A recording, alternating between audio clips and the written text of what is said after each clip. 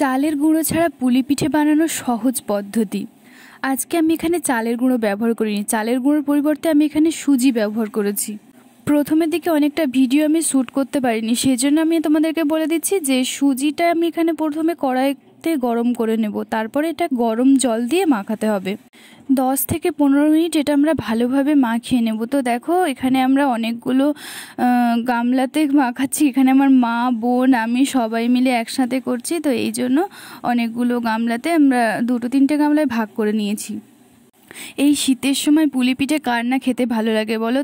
আমরা যে ডোগুলো তৈরি করে নিয়েছিলাম ওর থেকে এবারে ছোট ছোট করে লেচি করে নেব, তারপরে যে এইভাবে খুলি তৈরি করে নেব, ছোট ছোট করে খুলি তৈরি করে নেব। এবারে এর মধ্যে আমরা ছই দেব, মানে ছই বলতে নারকেলকে গ্রেট করে নিয়ে ওর সাথে চিনি মিশিয়ে সামান্য জল দিয়ে কড়াইতে ফুটিয়ে নিতে হবে। তো ছই করার রেসিপিটা আমি তোমাদেরকে পরে অন্য কোনো ভিডিওতে দেখিয়ে দেবো। এরই মাঝে বলি ভিডিওটা স্কিপ না করে পুরোটা দেখতে থাকো এবং আমার চ্যানেলটা প্লিজ সাবস্ক্রাইব করো, লাইক করো এবং কমেন্ট করো। তো আমরা সবাই মিলে পিঠে বানাচ্ছি, তো বলো কেমন লাগছে। তোমরা বাড়িতেও এভাবে সবাই মিলে পিঠে বানাবে, দেখবে খুব মজা হবে, খুব ভালো লাগবে। অনেকক্ষণ থেকে আমি শুধু পিঠে বানানোটাই দেখাচ্ছিলাম, তো এটা আমার বোন অনেকক্ষণ থেকে বলছে যে আমার দিকে ক্যামেরাটা ঘোরা। তো সত্যিই তো বলো, আমি শুধু তখন থেকে পিঠেগুলোই দেখাচ্ছি, যারা করছে এত পরিশ্রম করে আমি তাদেরকেই দেখাচ্ছি না।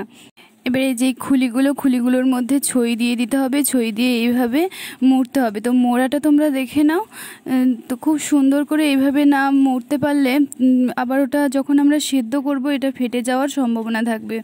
তো এইভাবে ভালো করে মুড়ে দিতে হবে।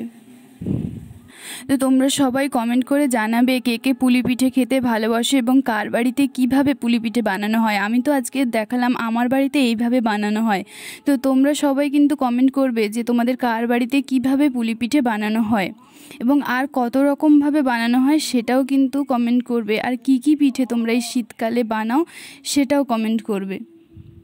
তো দেখো এখানে আমাদের প্রায় সব পিঠে বানানো কমপ্লিট হয়ে গেছে। এবারে একটা ছোট গামলায় করে পিঠেগুলোকে নিয়ে নিতে হবে। তো মা এখানে পিঠেগুলোকে একটা গামলায় করে নিয়ে নিচ্ছে।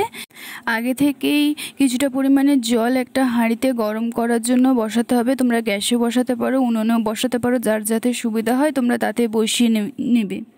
এরপর গামলার মধ্যে যে পিঠেগুলো নিয়ে নিয়েছিল ওগুলো একটা নেট দিয়ে ভালো করে এইভাবে বেঁধে নিতে হবে। তো তারপরে এই যে আমার যে হাঁড়িতে জল বসানো আছে ওই জলের দিকে উল্টে পিঠেগুলোকে সেদ্ধ করার জন্য দিতে হবে। এখানে নেটটা ভালোভাবে বেঁধে নিতে হবে। তোমরা দেখো নেটটা কিভাবে বেঁধে নিচ্ছে। নেটটা না ভালো করে বেঁধে নিলে পিঠেগুলো পড়ে যাওয়ার সম্ভাবনা থাকে। পিঠেগুলো হাঁড়িতে সেদ্ধ করতে দেওয়ার সময় যে ভিডিওটা আমার নেওয়া হয়নি ওটা আমি নিতে ভুলে গেছি, তো ভিডিওটা আমি পরে অন্য কোনো পিঠেতে দেখিয়ে দেবো। 15 মিনিট সিদ্ধ করে নেওয়ার পরে এখন আমাদের পিঠে রেডি। এবারে নেটটাকে খুলছে, তো এবার তোমরা দেখো পিঠেটা কত সুন্দর সিদ্ধ হয়ে গেছে।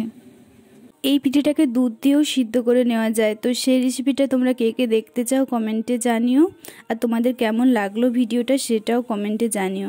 আর আবারও একবার বলি ভিডিওটাকে প্লিজ সাবস্ক্রাইব করো এবং শেয়ার করে দিও, আর সবাই পাশে থেকো।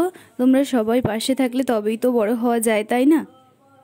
চালের গুঁড়ো ছাড়া পুলি পিঠে রেডি। তো দেখা হচ্ছে আবার নেক্সট ভিডিওতে। এখনকার মতন টাটা, সবাই ভালো থেকো, সুস্থ থেকো।